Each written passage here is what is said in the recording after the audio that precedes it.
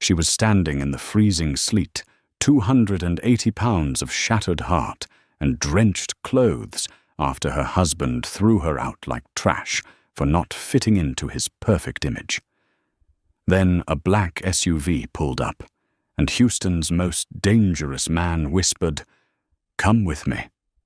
The sleet in Houston on a late November evening doesn't just fall, it bites. It slashes sideways, driven by a brutal wind off Lake Michigan, finding every seam in your clothing. But for 32-year-old Clara Jenkins, the biting cold of the weather was nothing compared to the ice she had just been subjected to inside her own home.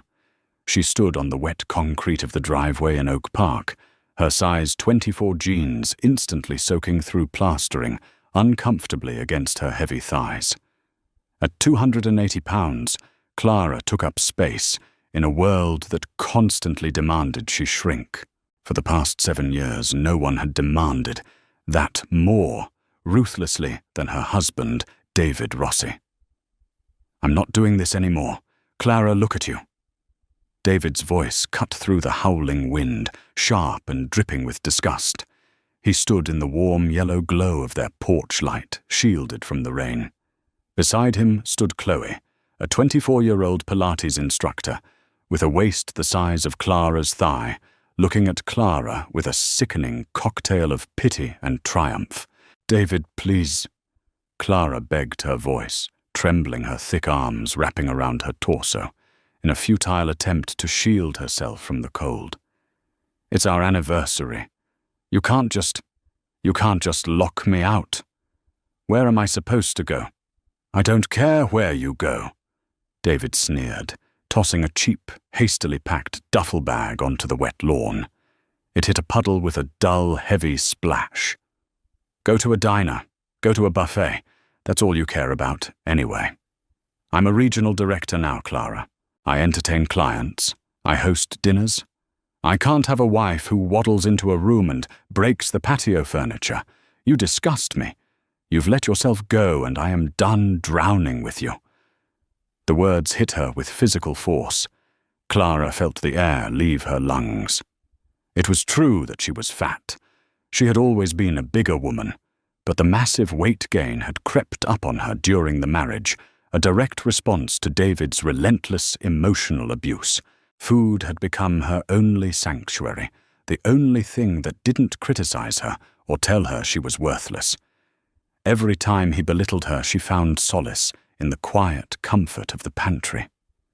She had cooked his meals, ironed his shirts, managed the finances that kept him out of bankruptcy early in his career, and loved him with a desperate, suffocating loyalty. And this was her reward. "Chloe is moving in," David stated flatly, placing a proprietary hand on the slim woman's lower back. "I'll have my lawyer send the divorce papers to your office. Don't come back here, Clara. I've already changed the alarm codes." The heavy oak door slammed shut. The deadbolt clicked. Clara stood frozen in the sleet for a long time. The street was quiet, the houses of their affluent suburban neighborhood securely locked against the storm. She could see the silhouette of Mrs. Gable next door, peeking through her blinds, watching the spectacle. Humiliation burned hot in Clara's chest, a suffocating weight that made her want to claw out of her own skin. With numb fingers, she walked over to the soggy duffel bag. It was too heavy, her joints aching as she hauled it over her shoulder. Every step down the sidewalk was an agony of chafing skin, freezing rain, and absolute crushing despair. She was 32, morbidly obese, abandoned, and entirely alone. She trudged 3 blocks to the bus stop on Cicero Avenue. The plexiglass shelter offered minimal protection. Clara collapsed onto the metal bench, the cold biting through her soaked cotton coat. She sat there, a heavy, drenched mass of misery, crying silently into her hands, the tears mixed with the freezing rain. She thought about walking into traffic. She thought about how easy it would be to just let the cold take her. Who would care? Her parents had passed away years ago. She had isolated herself from her friends because David hadn't liked them. Her entire existence had been reduced to a punching bag for a mid-level corporate narcissist. 45 minutes passed. Not a single bus came. The streetlights flickered, casting long, lonely shadows across the slick pavement. Clara shivered violently, her teeth chattering, her thick fingers turning a dangerous shade of blue. She closed her eyes, exhausted, feeling the sheer physical and emotional gravity of her life pressing her down into the concrete. Then the low, deep purr of a heavy engine cut through the sound of the storm. Clara didn't open her eyes at first, assuming it was a snowplow or a late-night delivery truck, but the sound didn't fade. It stopped right in front of her. She blinked through her wet, mascara-streaked eyelashes. A massive, jet-black Lincoln Navigator, its windows tinted so darkly they looked like obsidian, was idling at the curb.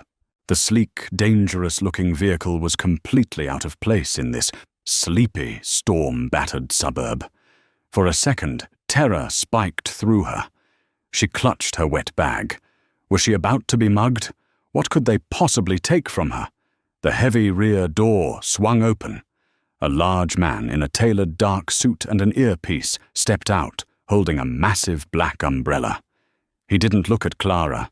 Instead, he held the umbrella over the doorframe.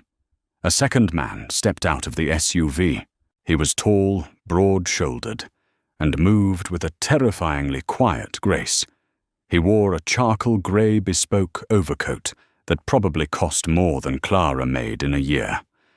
His dark hair was lightly dusted with silver at the temples, and his face was a study in hard, chiseled lines, a strong jaw, a sharp Roman nose, and a pair of dark, piercing eyes that missed absolutely nothing.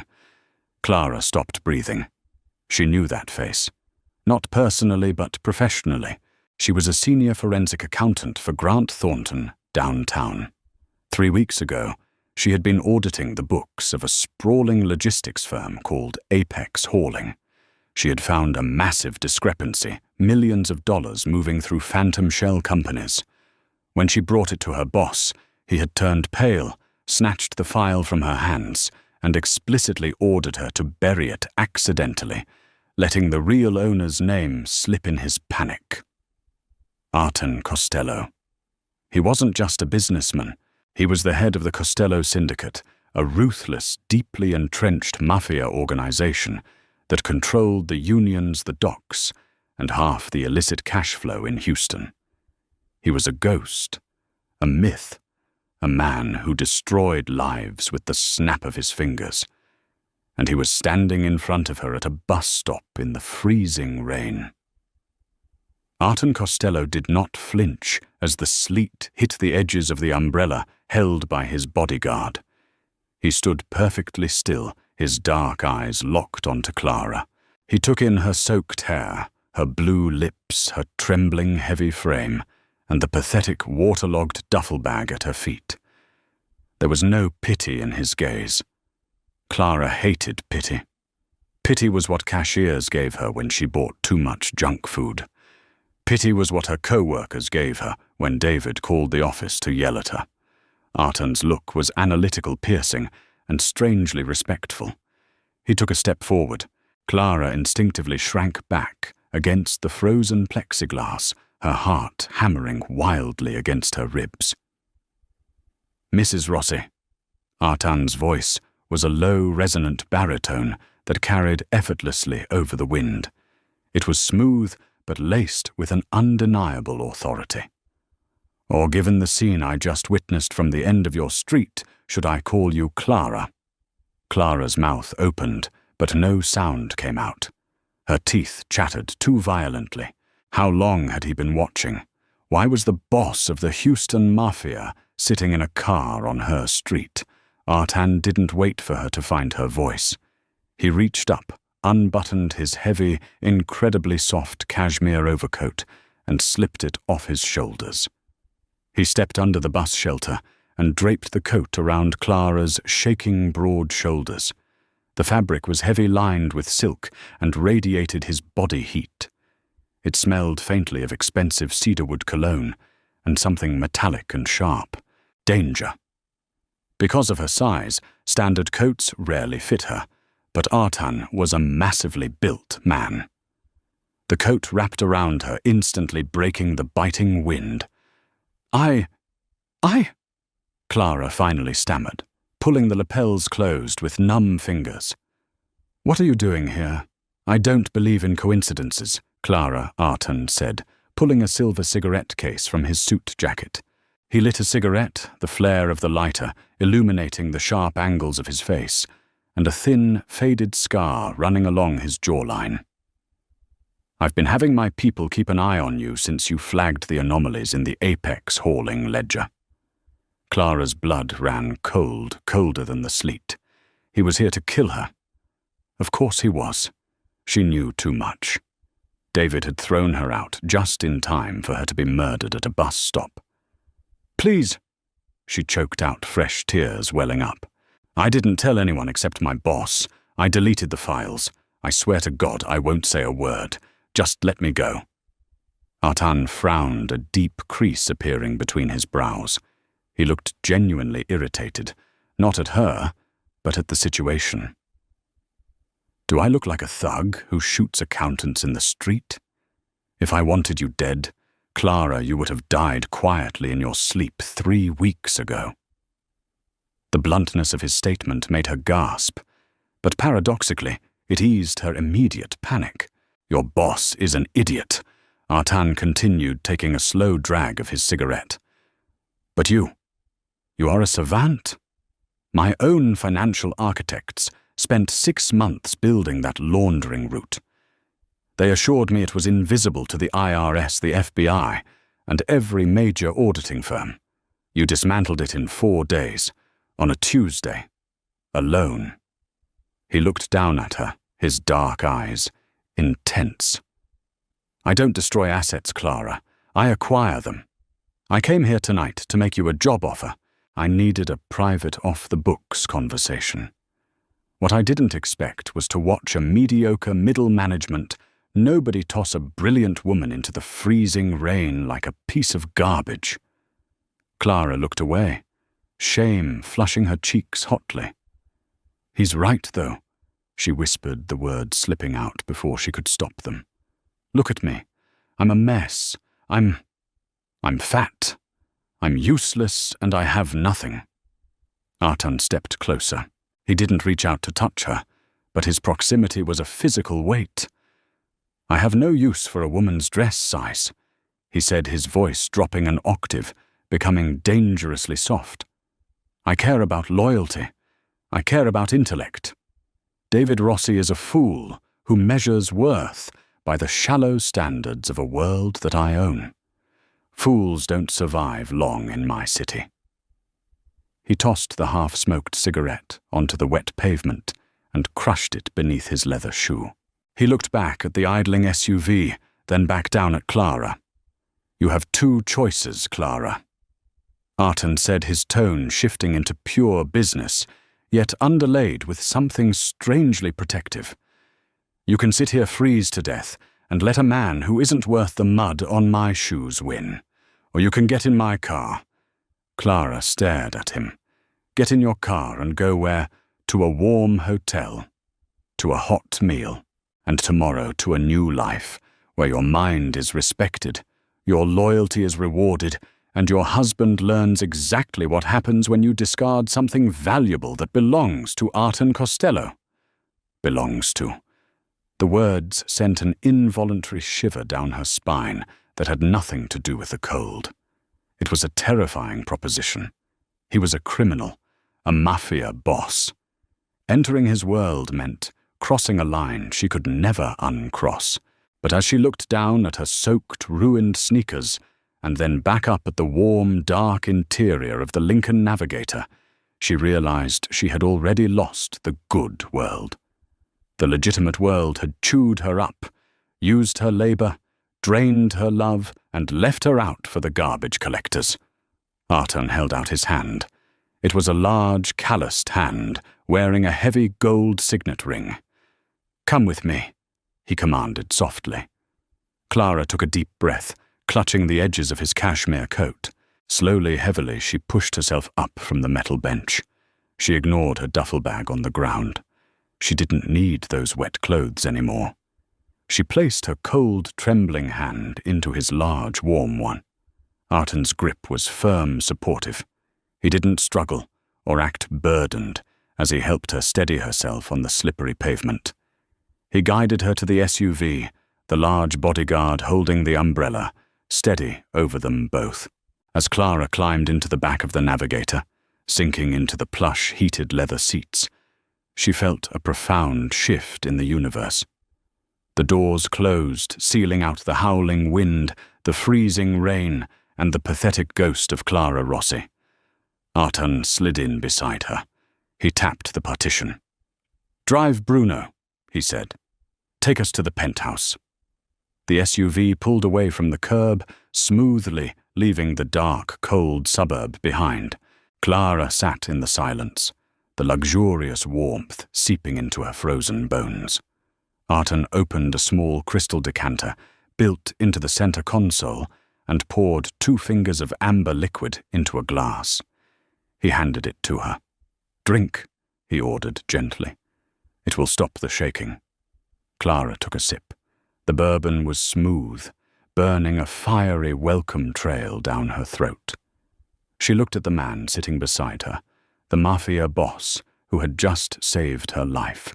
"Why do you really need me?" she asked, her voice steadier now. Artan looked at her, the streetlights passing outside, casting rhythmic shadows across his face. "Because someone within my own family is stealing from me, Clara. They are using the very ledgers you audited.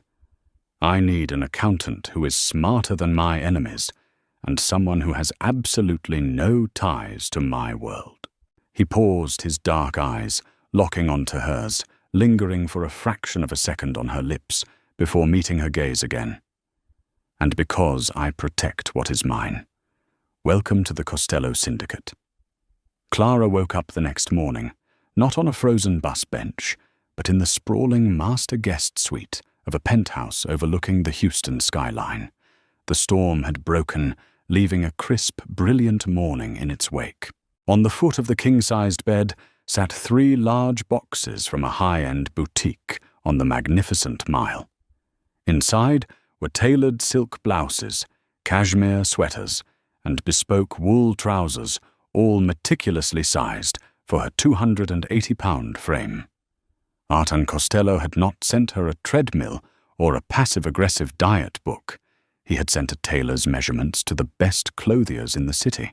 When she finally emerged, dressed in a sharp, emerald-green silk blouse and black trousers that draped flawlessly, she found Artan at a massive mahogany dining table spread with financial documents.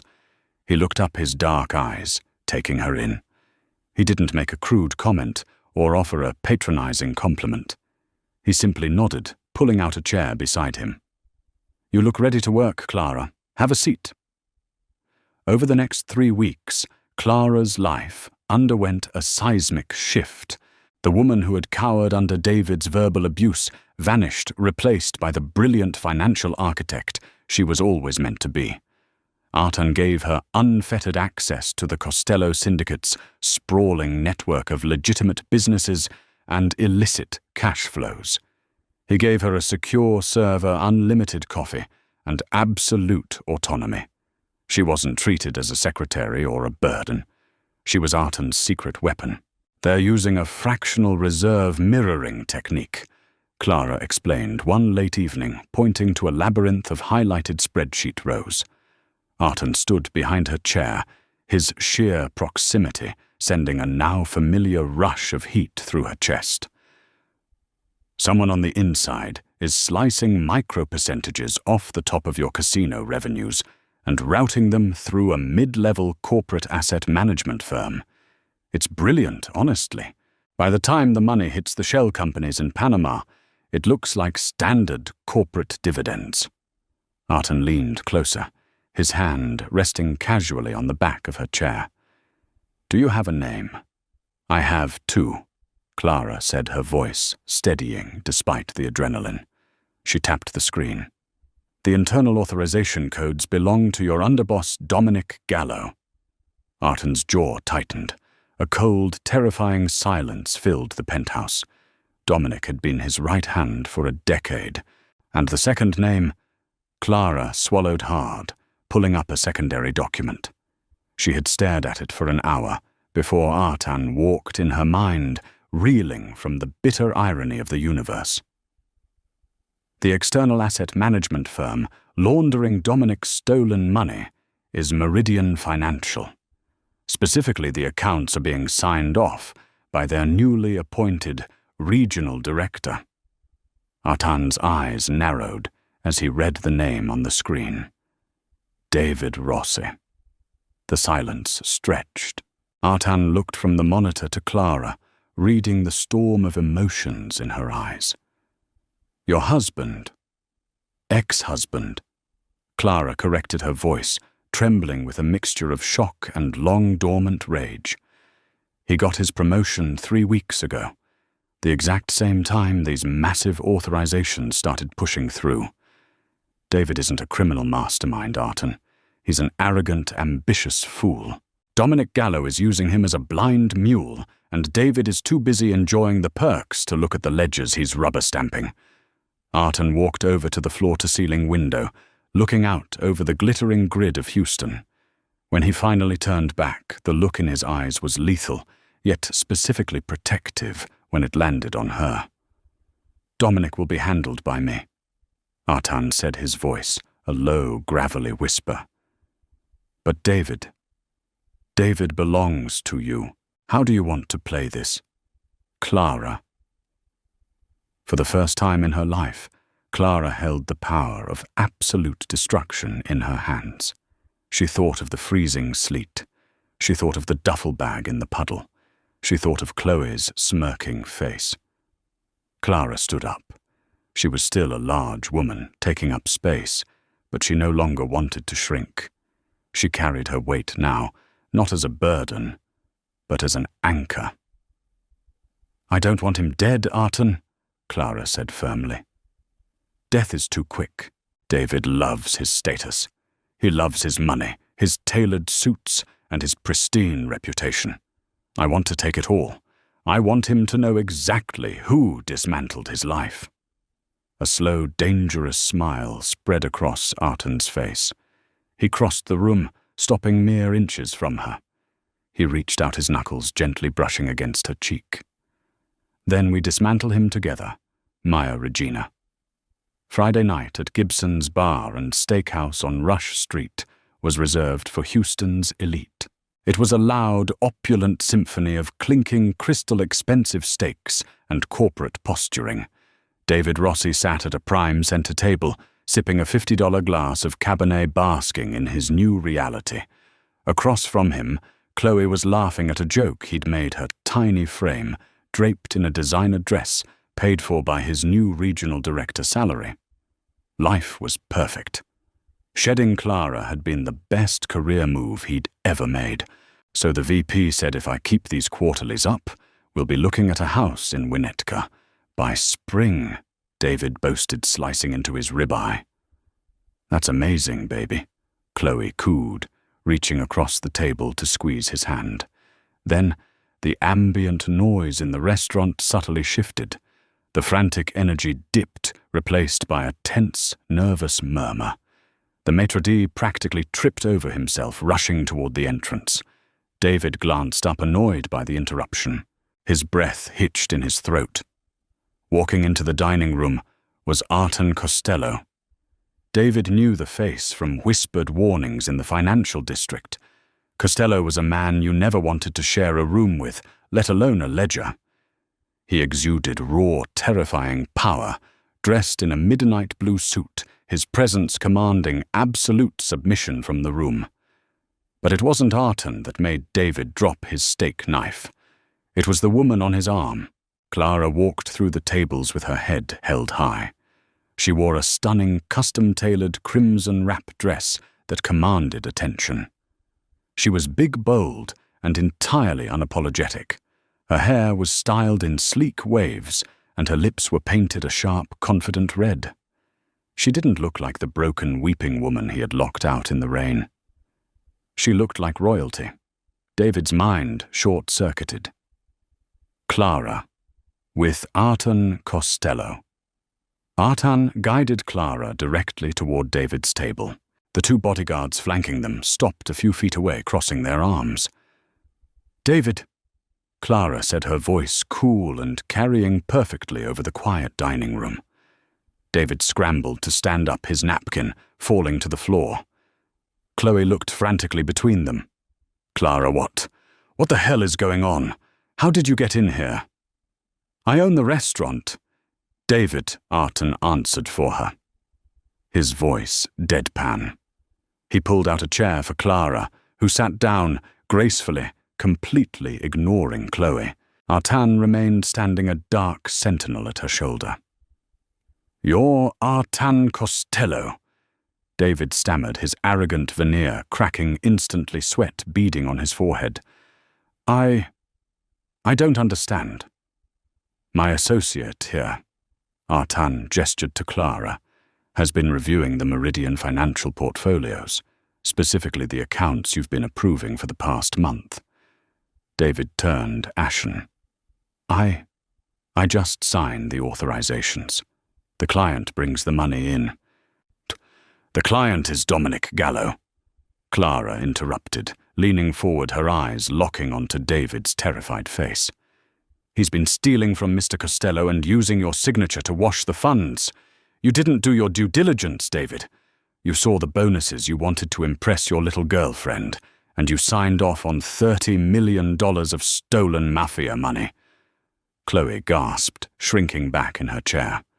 "No, no, no," David pleaded, his voice cracking, looking desperately at Artan. "Mr. Costello, I swear to God I didn't know. I didn't know it was your money. I can fix it. Let me fix it." "You can't fix it, David," Clara said softly, a devastating smile playing on her lips.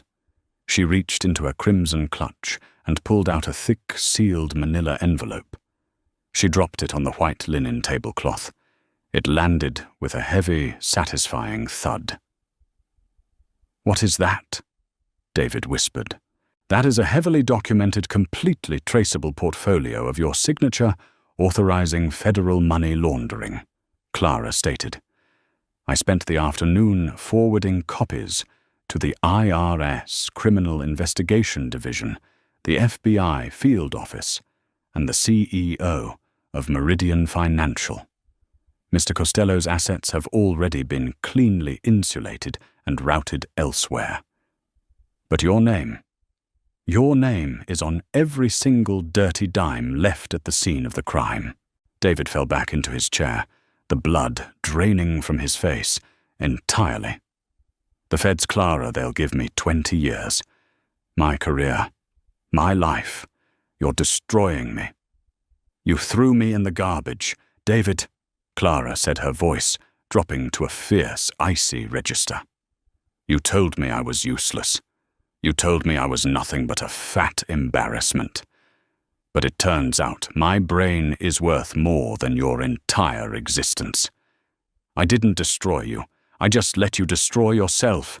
Sirens wailed in the distance, growing louder, echoing off the concrete canyons of Rush Street. Artan placed a proprietary gentle hand on Clara's shoulder. He looked down at the ruined, pathetic man sweating at the table. "You had a queen in your house, David," Artan said coldly, "and you treated her like a pawn. Enjoy federal prison." Artan offered his hand to Clara. She took it, rising gracefully from the table.